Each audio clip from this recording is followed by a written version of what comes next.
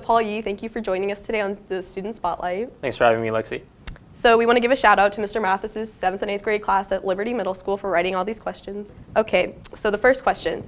So we know you graduated from Bob Jones and you're now at Princeton, but can you tell us a little bit about what drove you to get to Princeton and like where you are now? Sure. So I actually went to 3 different high schools, and Bob Jones was the 3rd high school.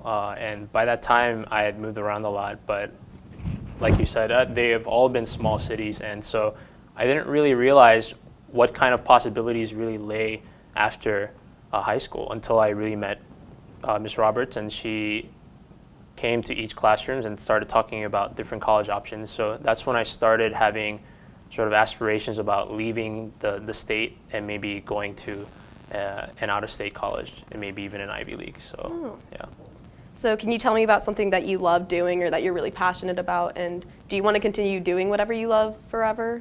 So I entered college thinking I wanted to major in physics, and quickly I found out that's really not what I wanted to do. And I think just talking to different friends, I realized many people come in with an idea of what they enjoy doing, but I think until they get to college, they're not really sure what they truly enjoy doing. So I found out as I was taking more classes that I do like math and science, but not necessarily as I thought I did. So when I found out there was a field called oceanography where I was able to apply the science and math knowledge from before and through the different classes I was taking, I was immediately interested because I thought it had an impact beyond just the research and the lab component, but also it was able to have an impact on society with talking about climate change and things like that.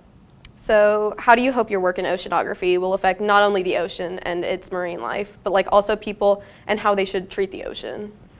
So the first summer, so last summer when I was interning with a professor, I was looking at ocean oxygen concentrations and how with climate change, ocean oxygen concentrations might decrease in some areas, affecting life in a negative manner. And so as I was talking about these issues over lunch and different meetings with professors and different interns, I realized, wow, this issue is very, very important for not just me, but people as a whole. I think people need to be informed about what's happening, and I think this issue, I realize, is very politicized, and I was talking to different scientists, and their hope is that their work ends up being reported and being really informative to different people, and presented in a way that's not colored by politics per se, but just presented in a way that's factual and doesn't color it in a way that they don't intend it to be colored. Yeah. So if your work affects people the way you hope it will, what do you think will be next for you? So currently I'm still interning with the one of the oceanography professors, and I'm hoping to continue to do research till I graduate.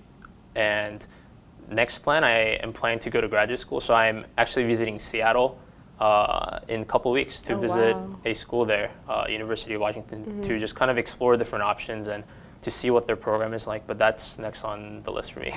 So knowing what you know about the study of climate change and how the world views it, can you talk about your work and how the world of science negotiates the political side of the problem? Definitely. So actually a lot of the professors actually don't mind going on TV. So I know one of the professors I worked with last summer, he goes on TV to talk about these autonomous floats that he's sending out in the Antarctic to get measurements. And obviously, in order to receive funding, he has to make it relevant to the public and to the people who are giving him the money. And in that regard, I thought he does a very good job of presenting the science in a way that's relevant to people, and that's something that I aspire to do.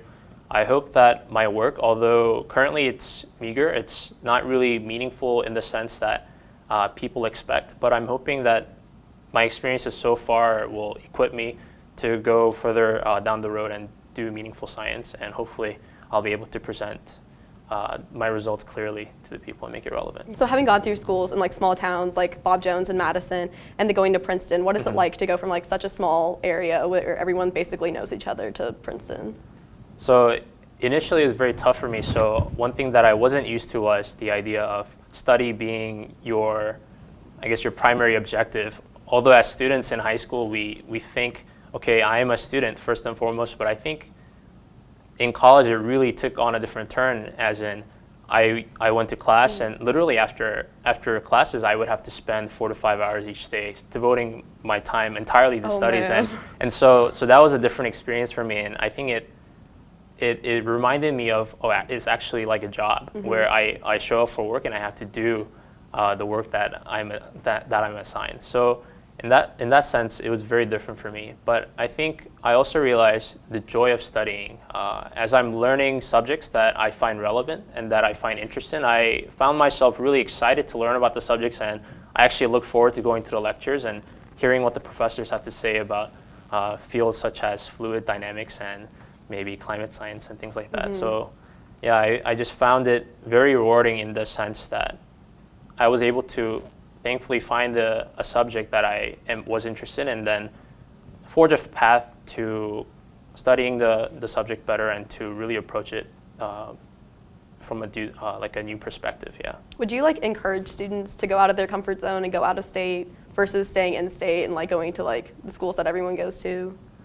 I think if you have the chance to go out of state and if you have a good scholarship, I don't see a reason why not you should go. I think it definitely has helped me to gain a broader perspective, to seeing cities like New York and just seeing just the size difference and really the pace at which people are living. I think that was a huge change for me, and realizing, wow, the world was much bigger than I expected. I was, in a sense, I was kind of going from a pond to more of a lake. Yeah. And I know that the life I'm living currently, it's also just a small snapshot.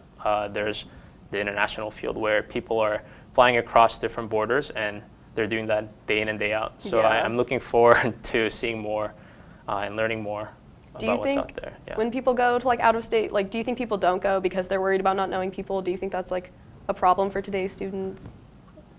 I think part of it's like the idea is not present in their minds. I think for me it was the same until Mr. Roberts really mentioned the prospect of going out of state. It wasn't really in my mind, and I think if the students are shown, or if they're told, oh, you know, there are colleges out of state and they're more than willing to give you scholarships if you apply to them. I think when that idea became apparent to me, I started thinking more about it, and all of a sudden it was a good idea for me because I wanted to get far away from my parents. So in that sense, it worked out greatly. Yeah.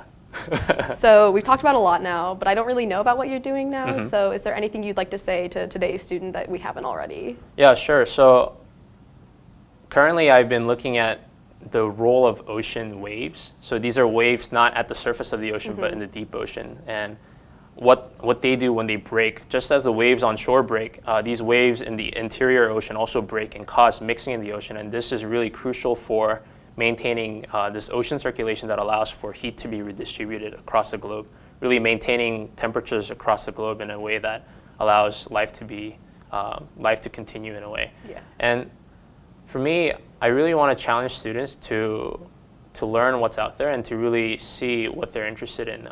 There are many, many different fields out there that I wasn't aware of until I went to college and was looking for different internship opportunities and looking at different courses that are available. And I really want to challenge students to think about what's coming ahead and to really kind of think about and plan ahead, and to really see this time in high school or in middle school as a time to really prepare yourself for and to really open doors that are waiting to be opened. Yeah.